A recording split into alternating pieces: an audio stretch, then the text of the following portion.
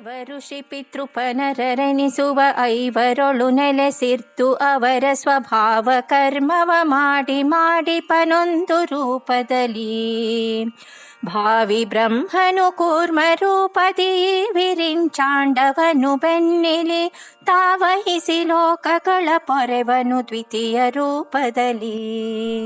ಆನಂದಸ್ಯ ಪದಂ ವಂದೇ ಬ್ರಹ್ಮೇಂದ್ರಾದಿ ಅಭಿವಂದಿತಂ ಪೂರ್ಣ ಸರ್ವಗುಣೈಕಾರಣಂ ಅನಾದ್ಯಂತಂ ಸುರೇಶಿತುಃ ದಾಸವರ್ಯಂ ದಯಾಯುಕ್ತಂ ದೂರೀಕೃತ ದುರಾಶಿಷಂ ಹರಿಕಥಾಮೃತ ಸಾರವಕ್ತಾರಂ ಜಗನ್ನಾಥ ಗುರುಂ ಭಜೆ.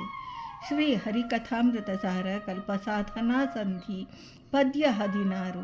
ದೇವ ಋಷಿ ಪಿತೃನೃಪ ನರರೇ ನೀವೈವರೊಳು ನೆಲೆಸಿದ್ದು ಎಂಬ ಈ ಪದ್ಯದಲ್ಲಿ ಶ್ರೀ ಜಗನ್ನಾಥದಾಸಾರ್ಯರು ಭಾವಿ ಬ್ರಹ್ಮರಾದ ಶ್ರೀ ವಾಯುದೇವರ ರೂಪದ್ವಯಗಳ ವಿಚಾರ ತಿಳಿಸುತ್ತಾರೆ.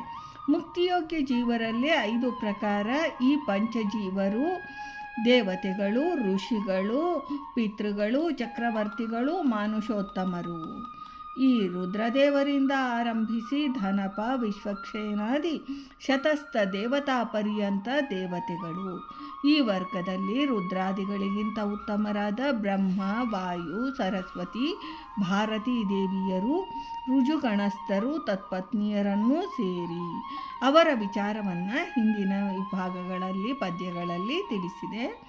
ಸಪ್ತರ್ಷಿಗಳು ಪ್ರಖ್ಯಾತರಾದ ಇತರ ಋಷಿವರ್ಗ ಬಲಿಯಿಂದ ಪ್ರಾರಂಭಿಸಿ ಕರ್ಮಜರಿಂದ ಪುಷ್ಕರಾಂತ ಸಕಲ ಜೀವರ ಋಷಿವರ್ಗಕ್ಕೆ ಸೇರಿದ್ದಾರೆ.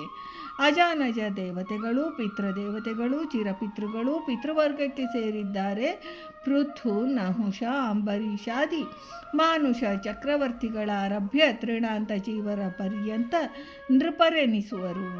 ನಿರಂಶರಾದ ಮಾನುಷ ಗಂಧರ್ವರಾದಿ ಮಾನುಷೋತ್ತಮರಾದ ತೃಣಾಂತ ಪರ್ಯಂತ ನರರೆನಿಸುವರು. ಈ ಪಂಚಜೀವರ ಸ್ಥೂಲ ದೇಹದಲ್ಲಿ ಆವವಾಗಿದ್ದು ಮುಂದಿನ ಬ್ರಹ್ಮಕಲ್ಪದಲ್ಲಿ ಬ್ರಹ್ಮ ಪದವಿಗೆ ಬರುವ ಶ್ರೀ ವಾಯುದೇವರು ಭಾವಿ ಬ್ರಹ್ಮರು. ಆಯಾಯ ಜೀವರ ಅನಾದಿ ಸ್ವರೂಪಗತ ಸ್ವಭಾವಕ್ಕನುಸಾರವಾಗಿ ಸಕಲ ಕರ್ಮಗಳನ್ನು ಬಿಂಬನಾದ ಶ್ರೀಹರಿಯ ಆಜ್ಞಾನುಸಾರ ತಾವೇ ಜೀವರ ಪರವಾಗಿ ಮಾಡಿ ನಿಯಮ್ಯರಾದ ತತ್ವಾಭಿಮಾನಿ ದೇವತೆಗಳು ಅಸುರರ ದ್ವಾರ ಮಾಡಿಸುತ್ತಿರುವರು.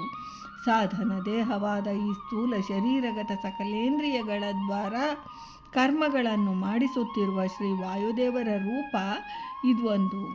ವಾಯು ಕೂರ್ಮ ರೂಪದಿಂದ ಸಮಗ್ರ ಬ್ರಹ್ಮಾಂಡವನ್ನು ತನ್ನ ಬೆನ್ನಿನ ಮೇಲೆ ಹೊತ್ತುಕೊಂಡು ಬ್ರಹ್ಮಾಂಡಗತ 14 ಲೋಕಗಳ ಸಂರಕ್ಷಣೆಯನ್ನು ಮಾಡುತ್ತಿರುವ ಭಾವಿ ಬ್ರಹ್ಮರಾದ ಶ್ರೀ ವಾಯುದೇವರ ವಾಯು ಕೂರ್ಮ ರೂಪ 2ನೆಯದು.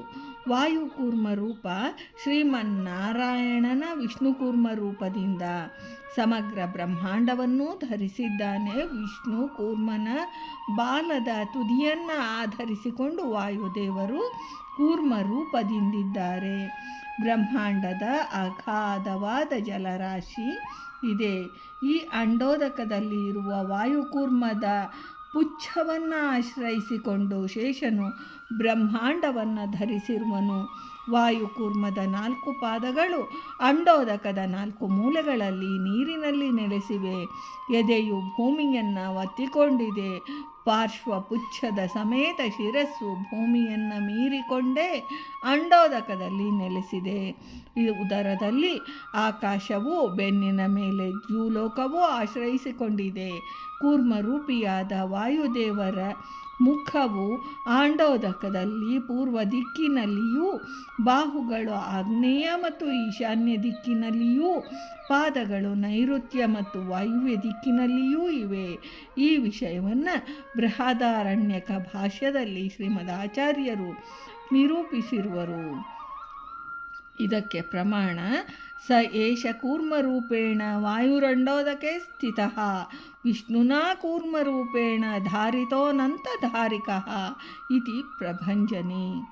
ವಾಯೋಸ್ತು ಕೂರ್ಮರೂಪಸ್ಯ ಪೂರ್ವಾಂತಶ್ಯೋದಕೆ ಮುಖಂ ಆಗ್ನೇಯೈ ಶಾನಿಗೌ ಬಾಹು ಪಾದೌ ನಿಯತಿ ವಾಯುಗೌ ಬೃಹದಾರಣ್ಯಕೋಪನಿಷದ್ ಭಾಷ್ಯ ಎಂದು ಶ್ರೀ ಜಗನ್ನಾಥದಾಸಾರ್ಯರು ಈ ಪದ್ಯದಲ್ಲಿ ತಿಳಿಸಿದ್ದಾರೆ. ಭಾರತೀ ರಮಣ ಮುಖ್ಯ ಪ್ರಾಣಾಂತರ್ಗತ ವೃಂದಾವನ ವಿಹಾರಿ ಶ್ರೀಕೃಷ್ಣಾರ್ಪಣಮಸ್ತು.